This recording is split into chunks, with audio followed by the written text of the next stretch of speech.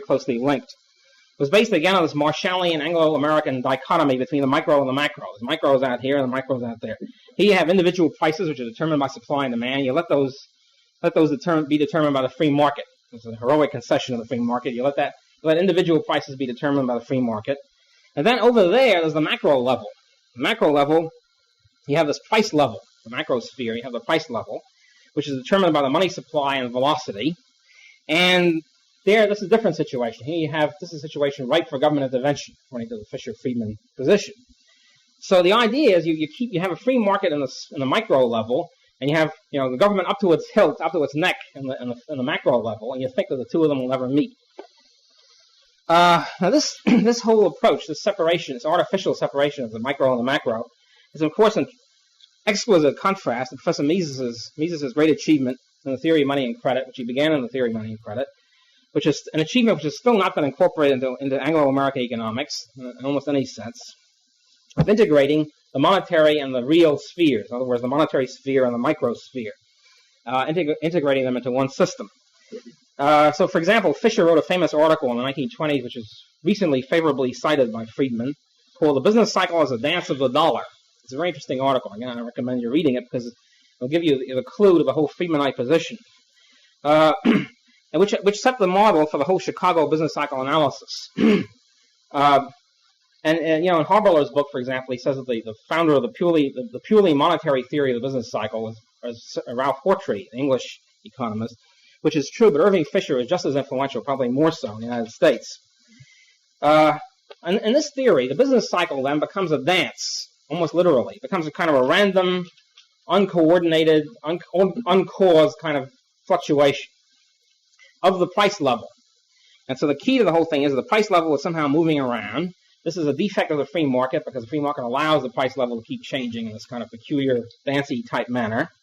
And the cure then for the business cycle is for the government to step in, to take measures to stabilize the price level. In other words, it's to iron out the fluctuations of the price level, to keep the price level constant, and thereby, of course, curing the business cycle, because the business cycle is supposed to be a pure creature of these changes in the price level. And this really remains today, despite modifications, which I'll mention a little later. This remains Friedman's position as well. Friedman is looking for some gimmick, some method of stabilizing the price level. This ideal of stabilizing the price level, of keeping the price level constant, is again linked to Fisher's peculiar view of money, his view of the dollar and the franc and the pound, the whole monetary philosophy. According to Fisher, the true role of money is to measure values. The idea is the money is supposed to be a measuring stick of some sort, and the price level is supposed to be the thing being measured. So therefore, the price level has to be constant, according to Fisher, in order to fulfill the money's true function. Now we know, I don't want to get into the idea why you can't measure values and all the rest of it. I just want to point that out as very different from the Austrian and 19th century position. Now this idea, somehow this moral ideal of a stable price level is in total contrast to the 19th century approach and the Austrian approach of saying, of hailing, essentially lauding the results of the unhampered free market, which usually almost invariably leads to a falling price level, because usually what happens on the free market is that productivity increases, the supply of goods increases, and the price level falls. Just like TV sets have fallen in price from $2,000 to $60 or whatever over the years. This usually happens for all goods or most goods and services. So Fisher is really standing there in opposition to the system of unhampered free market in the macro sense. In other words, the idea of permitting a falling price level. No, it's a terrible thing. It's immoral. It doesn't measure. You have to have a stable price level. Okay, now this it was Irving Fisher, and Irving Fisher was extremely influential, by the way, and politically and economically. It was his theories and his influence which really provided the main ideological support for the grisly record that Percy Greaves mentioned last meeting about the inflation in the Federal Reserve System during the 1920s. Benjamin Strong, who was the head of the Federal Reserve Bank in New York and the main leader of the Federal Reserve System in the 20s, was guided by Fisher and Hortrey in his whole economic theory. He's a member of Fisher's nefarious Stable Money Association, which was pushing the idea of a stable price level. And so the idea was they looked at the price level. See, and the price level was represented by wholesale prices, and wholesale prices were either constant during the 20s or they were falling a little bit because of the increased productivity of the economy. And so they said, there isn't any inflation. Why are all these people worrying about inflation? There's no such thing, because if you're looking at the price level, it's falling. That's it. As a matter of fact, they were advocating more inflation. They said it's a terrible thing. The price level is sagging a little bit. Therefore, we have to pump more money into the system to raise it. And this was the Fisherite orthodox. This is the position of orthodox economics, if I want to put it that way, establishment economics, all during the 1920s. And so when people like Professor Mises and a couple of other people warned about the dangers ahead of a recession, an economic crisis, due to the inflation of bank credit, they said, there's no inflation. We're looking at the price level, and the price level is falling. That's it. Even in 1930, Irving Fisher refused to recognize that any depression really existed. He said, no, this is all a temporary jolt in the stock market. Things will bounce up again any minute. And now in his well-known history of his well-known book, Monetary History of the United States, which Friedman wrote a few years ago with Anna Schwartz, he imposes his whole Fisherine theories, whole Fisherine views upon the American past. If you look at Friedman's position on the 20s, he said he thinks Benjamin Strong was one of the greatest people ever lived, a great price stabilizer, tremendous. And things began to go wrong only after Strong died, and his policies were no longer put into effect. And so Friedman attributes the 1929 depression not to excess inflation, which brings about recession, etc. Quite the contrary. He attributes it to insufficient inflation. He attributes it to the Federal Reserve System not inflating enough in the late 1928-29, and not inflating enough surely after 1929. In other words, during the recession, they should have inflated much more. They only inflated a little bit, and they should have inflated a tremendous amount, and it would have solved the whole problem. So while it is true that we monetary malinvestment people have to hail the fact that Friedman has brought money into the discussion at last, after 30 years of being ignored by the Keynesians, who talk only in terms of expenditure, government expenditure and so forth. After hailing this, and after saying, it's a great thing that money is now back in style, so to speak, or back in fashion, we then have to record the fact that Friedman has the exact opposite of the correct theory on money. It's true, he talks about money a lot, but his theory is the reverse of the correct one, because, as I say, he holds that the stabilization of the price level is the goal of macro policy, and therefore Strong was right, and his successors were wrong for not inflating enough. Now, during the 1930s, after the Depression hit, the Fisher view and the Chicago position, Knight and Simons and all these people, University of Chicago, took the position that the way to cure the Depression was to reflate, quote, reflate, unquote, the price level back up to 1920s levels. In other words, somehow keeping the price level constant was no longer good enough. You had to raise the price level back to the 1920s. And doing it in two ways. One, by the Federal Reserve System expanding the money supply through the usual methods. And two, by government deficits and public works programs, expanded public works programs. So in other words, during the early 1930s, if you read the literature in the early 1930s, Fisher and the Chicago people, Knight, Hardy, Simons, and so forth, were considered pretty leftish. They were considered sort of socialistic because they were in favor of big government deficits, inflationary program, public works, and so forth. And indeed, they were.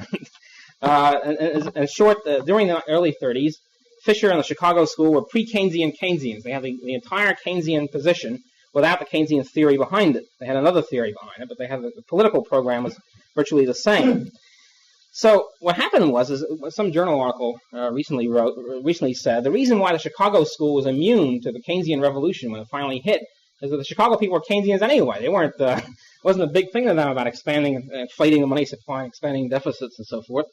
So they didn't buy the whole Keynesian theoretical apparatus, as the other people did, because they already were Keynesians politically. They favor the compensatory monetary and fiscal policy and so forth and so on. Although they always stressed money as more important than fiscal, but they had both, really, as both arms of it. Now we know, of course, about Friedman's famous position of calling for a continuing steady expansion of the money supply by 3 to 4% a year. He changes the percentages every once in a while. It's a little vague about what percentage he really wants. Somewhere between 3 to 4% per year to be expanded by the Federal Reserve System. We know that is his position, but what we don't realize, many of us, is this is simply a continuation of this older Fisher-Chicago policy with a modification. The modification was he realized that the older policy didn't work very well in practice. In other words,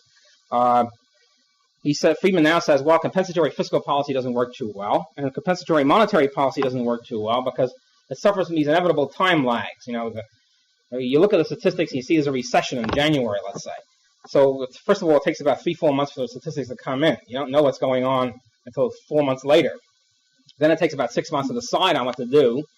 And then after you decide what to do, it takes about 6-7 months before the effect takes place on the economic system. So it's about a year and a half between the time you start doing, between the time you see a crisis developed and the time when the actual policy to counteract the crisis really takes effect. By that time, you're usually in a different phase of the business cycle. So if you're trying to pump in money to counteract a recession, you wind up pumping in money to aggravate a boom, and vice versa. Price level in the short run. We can't have a fine-tuning of the system. But what he wants to do then is to stabilize the price level in the long run. In other words, over the long period, the supply of goods and services goes up something like 2 to 3% per year. Therefore, we pump in the money supply, pump in an increase in money supply by 2 to 3% per year, and we'll get in the long run a stable price level. This glorious ideal stable price level will be fulfilled in the long run. So, therefore, Friedman is really, plainly and simply, to put it very plainly, simply an inflationist, although a more moderate inflationist than the Keynesians. I'll certainly concede him that. Now, in the current period, in the period of the Nixon administration, Friedman has played a very pernicious role, because what happened was that, well, I should say a little bit about the Austrian theory of business cycle. Well, I'll get back to that. What happened was that finally, by June, after the Nixon administration fumbled around for quite a while, by June of '69, they finally stopped increasing the money supply. Happy day finally arrived. For the first time in God knows how many years. Money supply was no longer being increased. As soon as that happened, almost to the minute, Friedman and his disciples immediately launched an hysterical campaign attacking this, saying, no, it's a terrible thing, we'll get a recession. If you don't increase the money supply immediately, increase it by 3 to 4% per year.